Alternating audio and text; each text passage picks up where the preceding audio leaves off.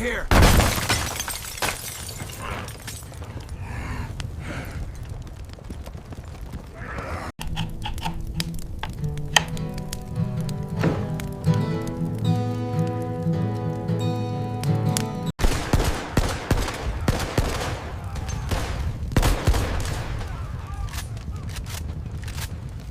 The western sun slowly set, leaving the entire desert drenched in a brilliant red, like a vast sea of blood. The western sky was stained a deep purple, while the hot, dry wind whipped up blinding sand, scraping the skin like tiny blades. In this harsh land, Elias Ward, a solitary rancher who had lost his entire family to disease, patiently rode his horse, patrolling the fence line. He had no purpose left but to keep his herd from straying, and to prevent the land his father left him from eroding with time. The sound of hooves on the cracked earth mixed with the long, howling wind, creating a chilling symphony.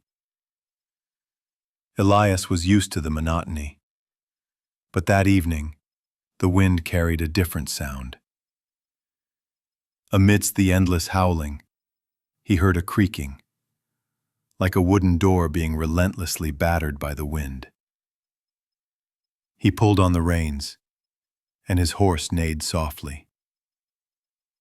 From a distance, a dilapidated old shack appeared, its door blown open, slamming against the wooden wall with the rhythm of the wind. Elias frowned. In this land, abandoned shacks often meant trouble. A den for wild animals, a hideout for outlaws, or the remnants of a forgotten tragedy.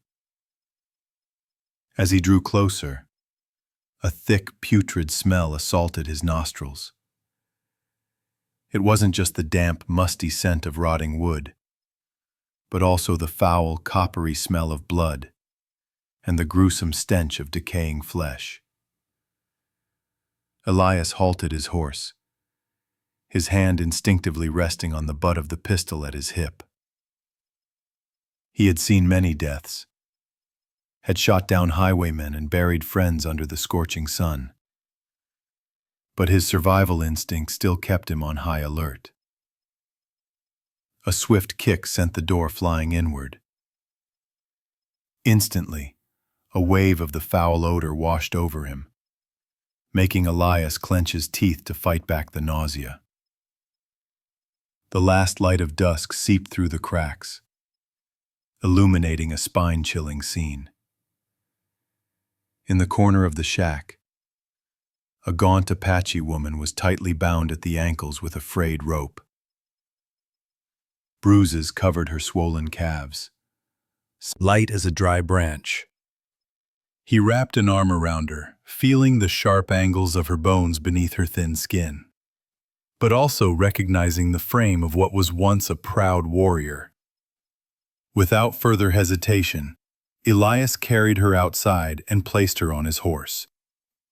Before leaving, he glanced back at the empty, desolate shack, where the door still creaked and slammed like the last words of a trapped soul. He snapped the reins and the horse bolted, kicking up a cloud of red dust behind them. The road back to the ranch was long and dark. Night fell quickly, and a faint crescent moon hung in the sky like a cold sliver of silver. The wind blew harder, whipping sand against their faces. The woman in his arms shivered uncontrollably, her breath coming in ragged gasps. Her calloused hand still gripped the piece of leather tightly. Elias held her closer, as if fearing that if he loosened his grip, she would vanish into the dust. A strange feeling stirred within him. Not just pity, but an urge to preserve this life, as a way to fight against the meaninglessness that had shrouded his own. As the darkness deepened, Elias remembered the last moments with his wife and child. Their faces purpled by the plague, his own hands helplessly grasping their small, now cold hands. Holding the Apache woman in his arms, Elias felt an invisible thread pulling him back to the past. But in this very moment, he knew he could not let death claim another life before his eyes. The ranch appeared in the darkness, the faint light of an oil lamp casting a dim glow on the wooden walls. Elias carried her inside, laid her on the narrow bed, and pulled a worn wool blanket over her. He started a fire in the hearth, the crackling of the wood echoing in the room, temporarily chasing away the chill of the wind. He put a pot of cornmeal on to cook, its gentle aroma slowly overpowering the smell of blood. As he stirred, Elias glanced at the woman. Her eyes were slightly open, following his every move. Not a word was spoken, only a gaze filled with a mixture of suspicion and exhaustion. For a moment, abandoned shack, but a place where a fragile flame of life had just been lit. That night, Elias stretched out on a bench, his gun within reach. He didn't sleep soundly, only dozing off before his eyes would open again, his gaze constantly fixed on the bed. The Apache woman leaned her head against the wall, also sleepless. Every sound from the yard, the hoot of an owl, the lash of the wind, made her shoulders tense. Elias watched her form, and for the first time in years, he realized he was no longer completely alone in the cold wooden house. Outside, the moon rose high, casting its silver light on the dry grass and the wooden fence.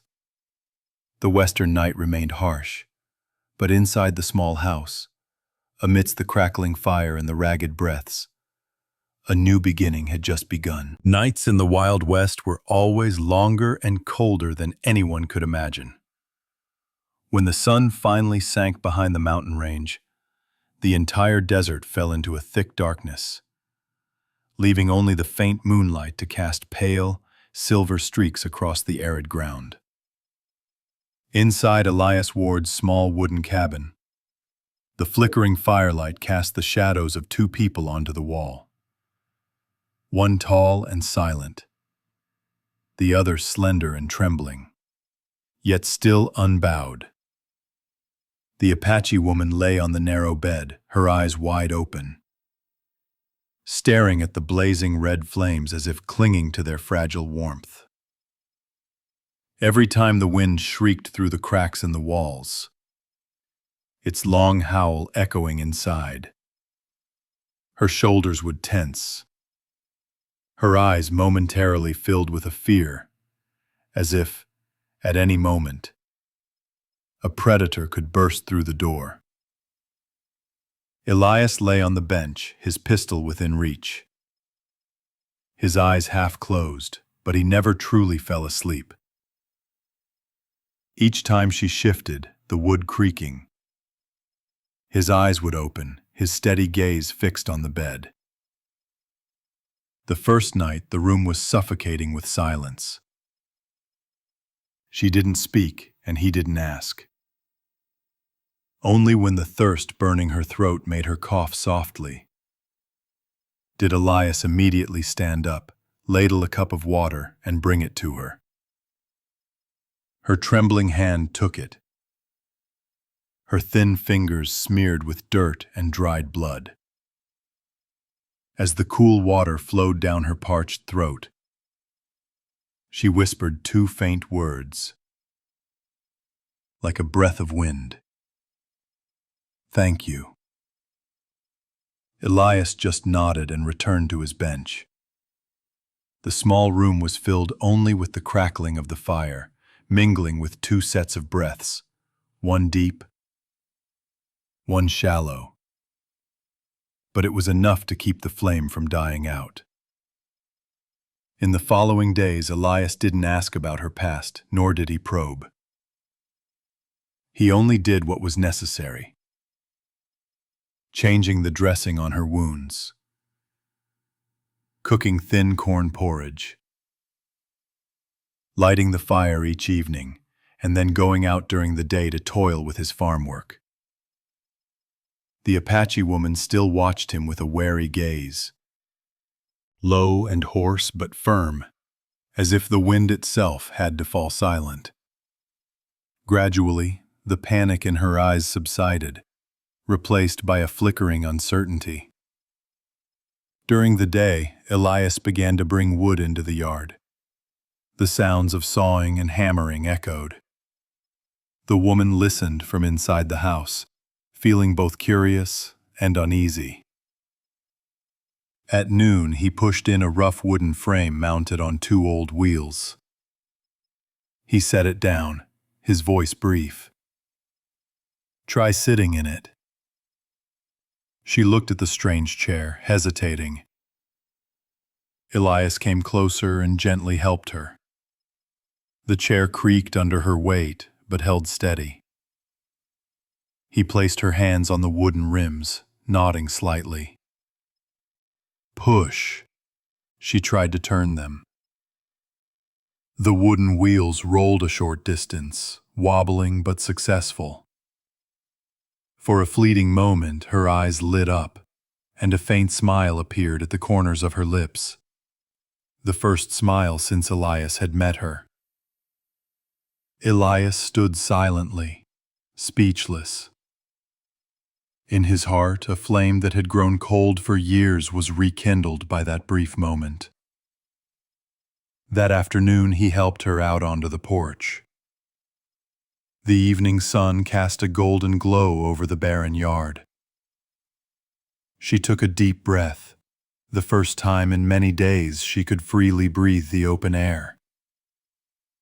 Her tanned hands tried to turn the wooden rims, the wheelchair rocking on the uneven ground. Every time a wheel hit a pebble, she gritted her teeth, pushing forward with all her might. Sweat ran down her forehead, but her eyes shone with fierce determination. When she reached the water trough, Elias's gray horse approached, lowering its head to sniff her thick, tangled hair. The woman's sinewy hand slowly reached out, gently stroking the horse's mane. That gentle gesture, along with her silent gaze, made the space feel unusually warm for a moment.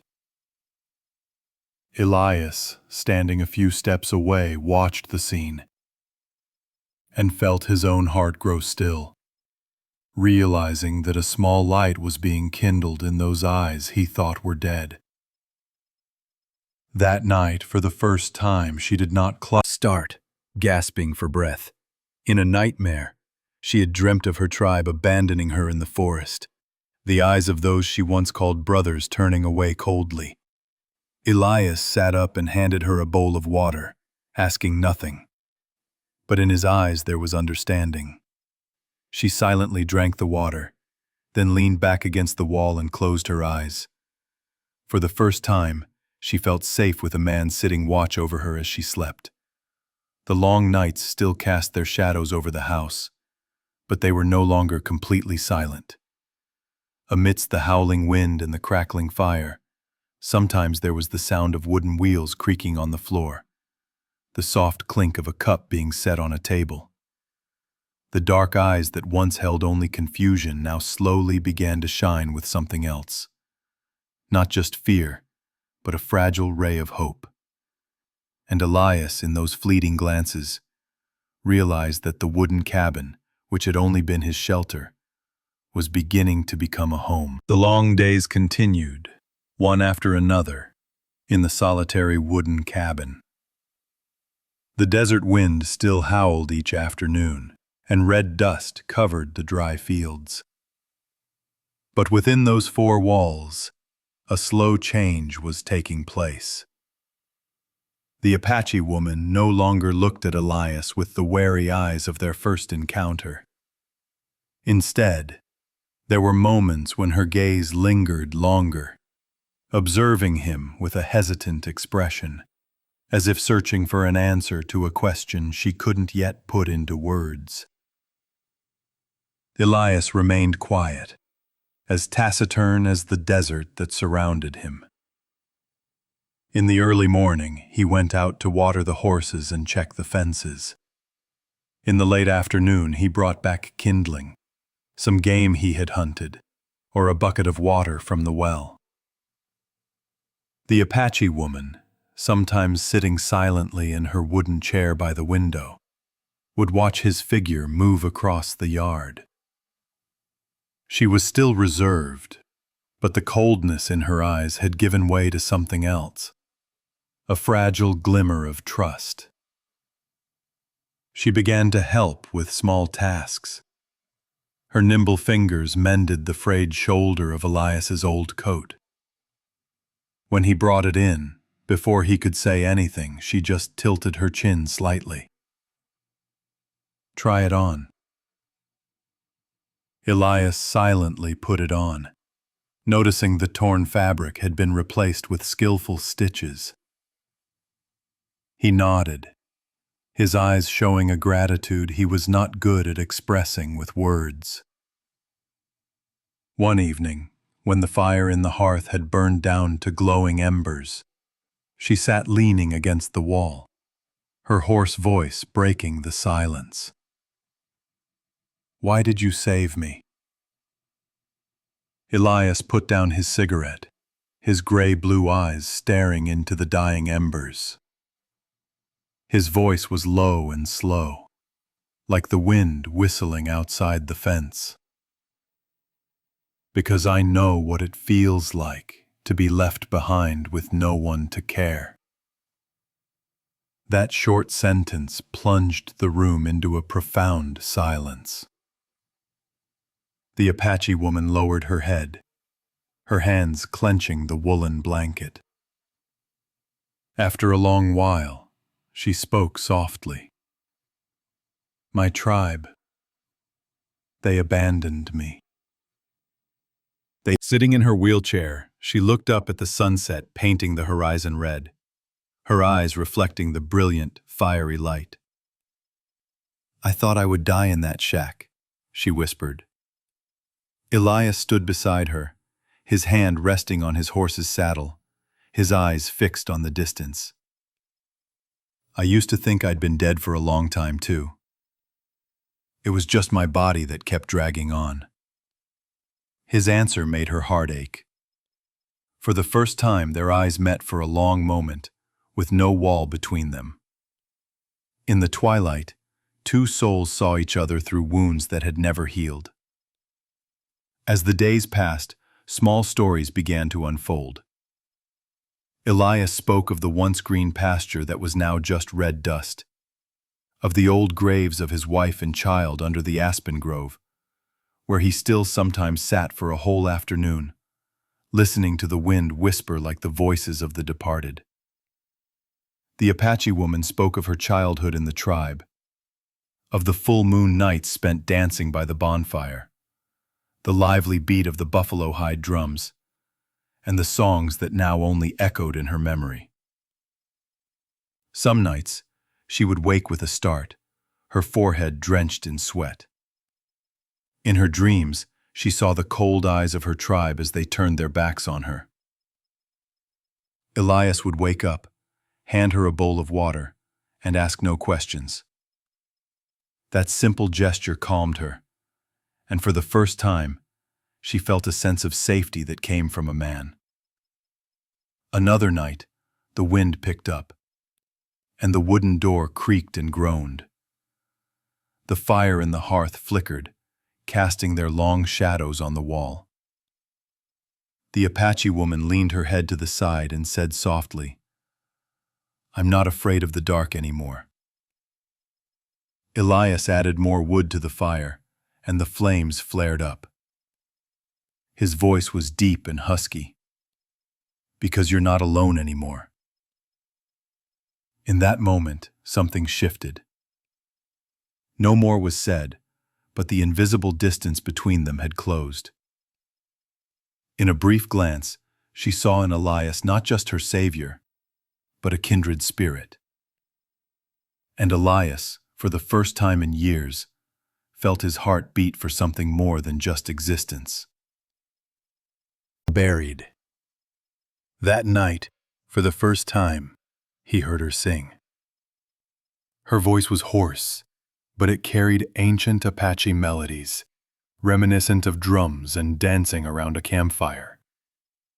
Elias sat by the hearth, closed his eyes, and listened, his heart feeling as if it were being cleansed by something sacred. In the darkness of the Wild West, a glimmer of human connection had been lit, faint but stubborn, refusing to be extinguished by the wind. That night, a full moon rose high, its silver light stretching across the fields. Elias helped her out onto the porch, letting her sit in the wooden chair. The night air was cool, carrying the scent of dry earth and wild grass. They sat next to each other, saying nothing, just quietly watching the insects flutter around the oil lamp. After a long silence, Elias spoke softly, as if to himself. "I used to tell my wife and son stories on the cattle drives. The boy loved the sound of the flute the most. He'd always ask me to play an Apache tune I'd picked up over and over. Thinking back now, I don't know if I can even remember the melody." The woman turned to him, her gaze suddenly gentle. She patted the arm of her chair lightly and whispered, "I used to have a flute too. My father taught me to play. When night fell, the children of the tribe and I would play a game of chasing fireflies, running and playing a short tune. That little flute sound used to make me think the darkness couldn't swallow us." She smiled, a sad but radiant smile in the night. Elias looked at that smile, a lump forming in his throat. In that moment, they both realized, though their pasts were filled with pain, in the present moment, they had found a piece of peace in each other. The wind blew past, carrying the rustle of dry grass and the distant hoot of an owl. On the porch of the small wooden cabin, two people, a cowboy who had lost everything and a woman who had been abandoned, sat. Rumors in the small border town spread faster than the desert wind. In just a few weeks, the story of Elias Ward taking in an Apache woman had ignited whispers in the saloon, at the market, and even on the church porch every Sunday morning. People looked at him differently. No longer the quiet rancher, but a trader who dared to shelter redskin blood under his roof. One morning, Elias rode into town to buy salt and ammunition. His footsteps on the wooden planks of the main street echoed in the unusual silence. The shopkeeper scowled when he walked in, then pointed a finger at the price board, not bothering with a greeting. When Elias handed over the money, the man's hand trembled slightly, as if afraid of touching something unclean. Outside the door, 3 men leaned against a post, spitting onto the ground. One of them drawled in a thick, hoarse voice, "Ward, hear you're keeping a savage woman in your house. That true?" Elias looked straight at him, his gray-blue eyes as cold as steel.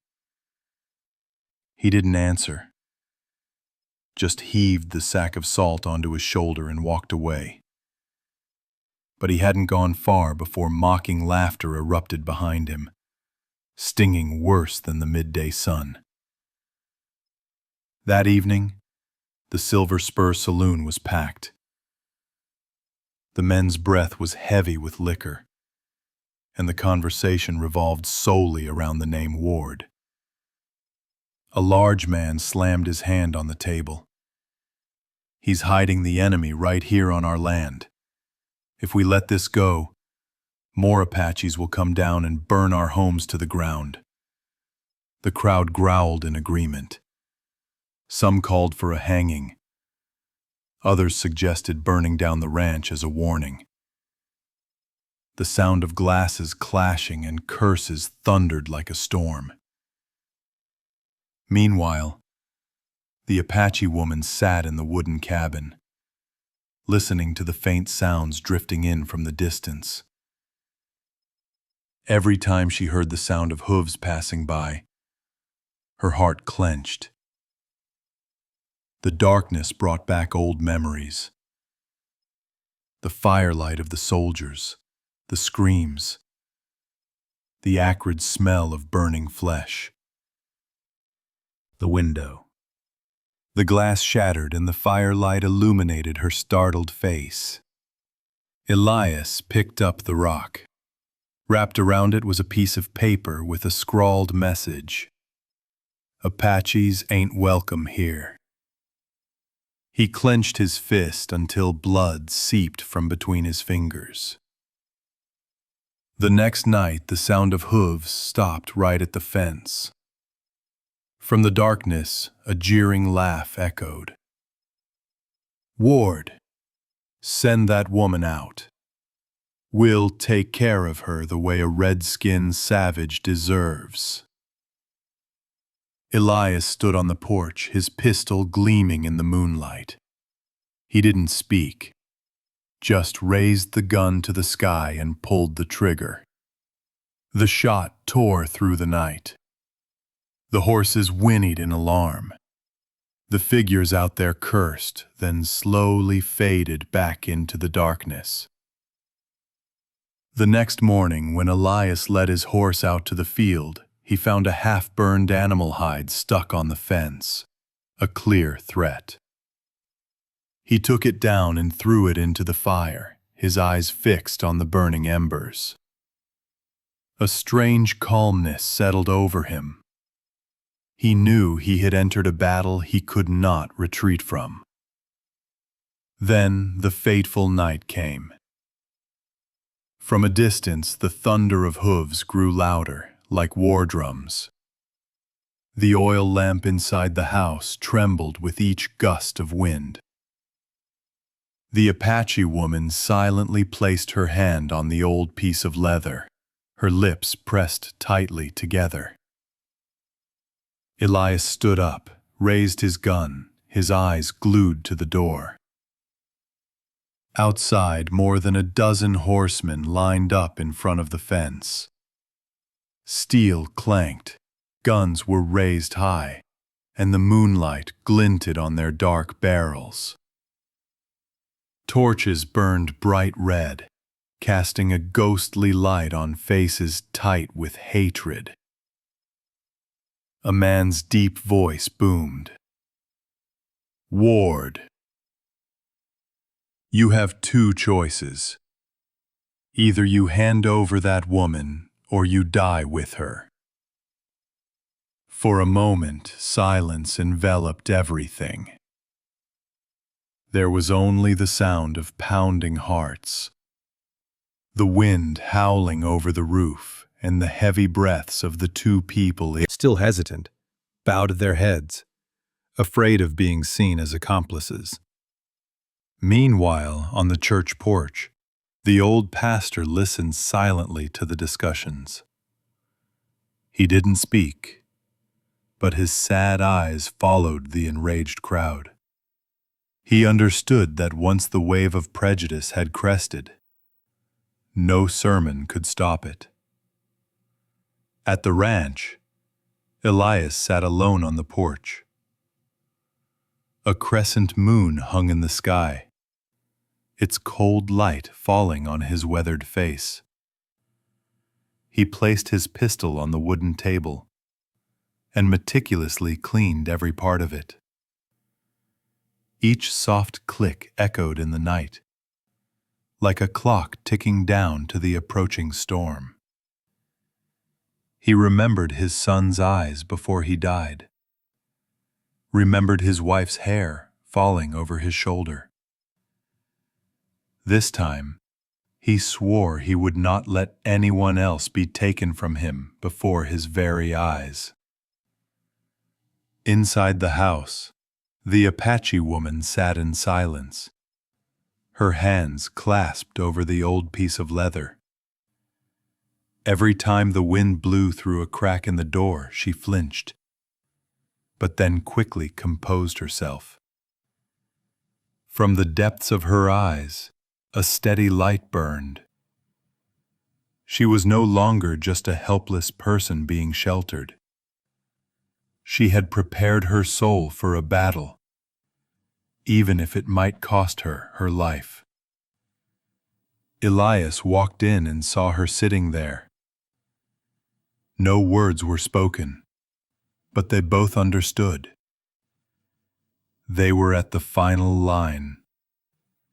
He placed the gun on the table and gently pushed it toward her, a silent offering of partnership. She shook her head, placed her thin hand over the gun, and pushed it back toward him, her eyes seeming to say, "You need it more than I do." Outside, the town was shrouded in darkness, but was far from peaceful. Lone torches had begun to appear in the distance, mixed with the sound of approaching hooves. Faint shouts drifted in, like the sounds of predators preparing to pounce. The Apache woman closed her eyes and took a deep breath. Images of her father, her mother. The thunder of hooves grew louder and closer, echoing from the distance. The once silent western night now trembled with each beat, as if the very earth shuddered under the footsteps of hatred. The silver moonlight stretched out, casting its glow on the crowd of horsemen advancing on the Ward ranch. The bright red torches burned fiercely, casting shadows of the men onto the wooden walls, turning the scene into a haunting picture of vengeance. Elias stood on the porch, his pistol held firmly in his hand. His gray-blue eyes were as cold as steel, as silent as a mountain rock. Inside, the Apache woman clutched the old piece of leather to her chest. Her heart pounded, but her eyes no longer trembled. A steady light shone from the depths of her dark eyes. A man's voice, deep and full of anger, boomed out. "Ward, hand over that savage woman. She doesn't deserve to live among us." Elias answered with a gunshot. The bullet tore through the air and slammed into the wooden post right next to a horse's leg, causing the animal to rear up, whinnying loudly. The chilling silence was shattered, and immediately a roar went up from the crowd. They charged forward. Gunshots echoed, each one a sharp crack, gunpowder smoke curling into the night. Wood splintered, and the windows were riddled with holes. Horses neighed in panic, men fell, and screams mixed with the whistling wind. But their numbers were too great. Dark figures kept pouring in. The Apache woman pushed herself up, grabbing the hunting rifle Elias had given her. Her thin hands trembled, but her eyes blazed. She pulled the trigger, the shot exploding in a flash of fire in the night, forcing a man climbing over the fence to fall backward. For the first time, she was not an abandoned victim, but a warrior fighting for her right to live. A man charged through the door. Elias lunged forward, his fist connecting with a sickening crack of bone. The man crumpled, but instantly a bullet grazed Elias's shoulder. Hot blood spurted out, soaking his shirt. He staggered, protectively in front of the woman, his back as straight as a tree in a storm. She screamed, lunged toward the fireplace, grabbed a burning log, and swung it hard at a man who was lunging at them. The smell of burning flesh filled the air, followed by a piercing shriek. Her thin hands trembled, but her eyes shone as brightly as the moon outside. The crowd faltered. They had not expected to face two people who fought like wild animals. But their hatred still pushed them forward. The torches blazed, the flames leaped higher, and the fence in the yard caught fire, turning the scene into a living hell. Elias saw the faces of his wife and child in the flames, heard the echo of their laughter from long ago. Blood flowed freely from his wounds, but he tightened his grip on his gun and yelled, "You will never take her!" A volley of shots answered him, and a few more figures fell. The whistling of the wind mixed with the gunfire, like a death march. Suddenly, from the distance, the sound of a horn echoed, a signal that dawn was near. The first light touched the horizon. The crowd hesitated. No one wanted to be caught next to dead bodies when the new day arrived. Cursing, they retreated, their horses kicking up dust as they disappeared into the darkness. Silence fell. All that remained was the crackling of burning wood and the sound of ragged breathing. Elias collapsed, his blood staining the ground a deep red. The Apache woman knelt beside him, wrapping her arms around him, her eyes filled with tears but resolute. "Don't you leave me, Elias. Don't you dare." Elias managed a faint smile. His lips were pale, but a strange peace shone in his eyes. Outside, the dawn was breaking, its light spreading across the red-dusted field, illuminating the ashes and the spilled blood. The aftermath of the battle was a brutal scene. A half-burned fence, the scattered bodies of horses, the smell of blood mixed with gunpowder, and ashes covering the porch. The Apache woman